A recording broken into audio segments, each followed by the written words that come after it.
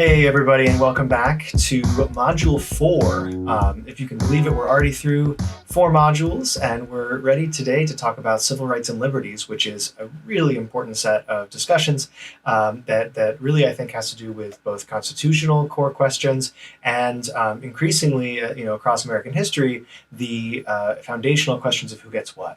So jumping right in here, I want to just give you a few overall takeaways for today's class. And first, when we think about civil rights and liberties, I think that we often have in our context this sort of, civics level kind of understanding of this, maybe an understanding that comes to us from our high school or middle school civics classes, where the idea or the assumption is that the American Constitution has sort of always incorporated like these really strong sort of civil rights and liberties concepts.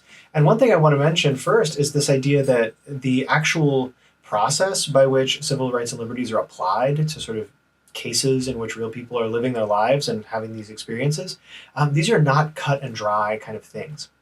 Critically, I would argue that they depend upon how we as sort of modern Americans interpret the Constitution, and not just us, but specifically how the Supreme Court interprets and applies constitutional principles to cases from the founding to today. Another thing that I want to just mention, very briefly, is to sort of provide you with some very basic, description of how rights and liberties might be different. This is a maybe one way that we could think about this. There are multiple ways, I think, to delineate the differences and the similarities between rights and liberties. But one thing we might say, just as a general heuristic or general kind of mental shortcut, is that rights are things that the government must actively provide. So it's things that the government must do in order to sort of, provide a right, provide a guarantee that somebody is able to do something. Liberties, however, are places where the government needs to step out of the way and allow individuals to have the freedom to do various things. And so I think of rights as being a lot more active, right? Something where the government is intervening to guarantee that people have the ability to do something, whereas liberties are things maybe that the government needs to step out of the way and allow people to have freedoms to act. And then the last thing that I think is most important here is that the Constitution itself, as we've talked about, is an evolving document, is a document that has changed over time. And certainly over the span of our discussion of the Genovian Constitution, we're well aware that constitutional sort of generation at its foundational moment is not the end of the story. Things happen after constitutions are ratified. And certainly in our case, we have the 27 amendments of the Constitution in which that text has been altered over time through the process of amendment. And so one thing that we really need to keep in mind as we're studying rights and liberties is that the Constitution did not have the definitive statement on this question of national citizenship, which, as we've seen in the Genovian case, is super important, until way, way, way after the founding of America. In fact, it would take the post-Civil War setting, actually, for us to have a more definitive statement about what it actually means to be an American citizen, relative to perhaps some other citizenship definition. So I just want to briefly get into this discussion of the Bill of Rights in this first video before we move on to some other kind of historical discussions. And finally, I think a more robust discussion of the history of civil rights. So first of all, we're going to talk about this Bill of Rights thing, right? What is this? Where did it come from? Why is it important? Well, I think we've already discussed in some previous modules the Anti-Federalists, this group of people who were at the Constitutional Convention and who sort of held some power, but not a lot of power at the founding of the American case. So these Anti-Federalists, as we know, were really worried about this idea that the Constitution, as a document with sort of a lot of Federalist inspiration, James Madison and some of his other friends were very influential at the time of the founding through the Federalist Papers.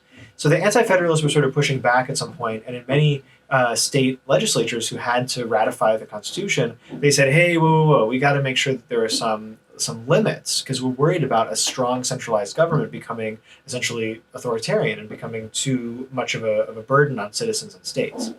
And so, of course, there's these enumerated powers that the Constitution includes, which has some limits. But I think, savvy anti-federalists were still worried about the idea that a national level federal government could become very powerful very quickly.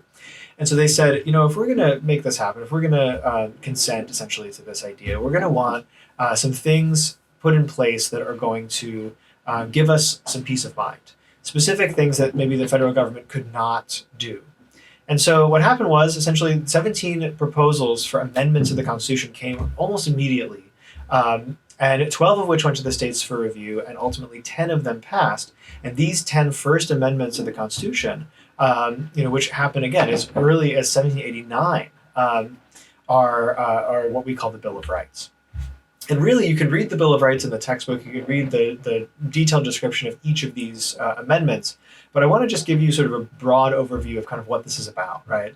So first of all, the amendments are about limiting the power of Congress. And as you can see, there's a lot of no's. Like, look across this slide. There's a lot of no's involved in the Bill of Rights, right?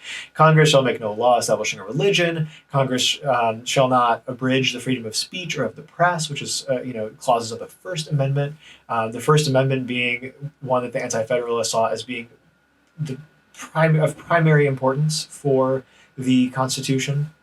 Another thing, right, they're limiting other kinds of actions that the government can perform. So no soldier shall be quartered, a slightly less relevant clause at the present moment. No warrants shall issue in the Fourth Amendment, and no cruel and unusual punishments. So we've got all these different amendments essentially in which the anti-federalist sort of mentality here is to say we need express written guarantees that say that this government can't reach into people's lives and do these things. Finally, in the Ninth and 10th Amendments, there are some additional sort of procedural conditions which are also really important to anti-federalists, including enumerated rights shall not be construed as limiting rights in the Ninth Amendment, which, again, this is kind of almost the elastic clause, the elastic pushback, the snapback clause of the Bill of Rights, which says, look, even though the Constitution as written in the first section that's dealing with the legislature is talking about this possibility of the elastic clause growing the power of Congress. Just because we wrote down this Bill of Rights, says the Ninth Amendment, doesn't mean that that's all the rights that Americans deserve. Essentially, there are other rights that we didn't write down, that we didn't think to write down, that are also things that Americans are eligible to have if they want them. So that's what the Ninth Amendment is really important in saying, is to say, look, just because we did this, just because we wrote down 10 amendments doesn't necessarily mean that that's it, right? There's other kinds of rights that individual Americans might have. So don't get confused in thinking that this is the end of the story, is what the Ninth Amendment is really saying. So altogether, we've got limiting the power of Congress, we've got limiting government actions, and then we've also got some, additional sort of language, which is saying, look, let's not forget about the fact that these enumerated rights are not the only rights that belong to Americans. And again, of course, the 10th Amendment is a really important one that we need to talk about. And so in the next video, I'm going to travel back to Baltimore in the good old 1830s to talk a little bit more about how this Bill of Rights essentially matters to the daily lived experience of Americans, soon after, only a few decades after the ratification of the Constitution. So follow with me, if you will, me and Ellie, who's right here meowing into the microphone, into the 1830s in the next video.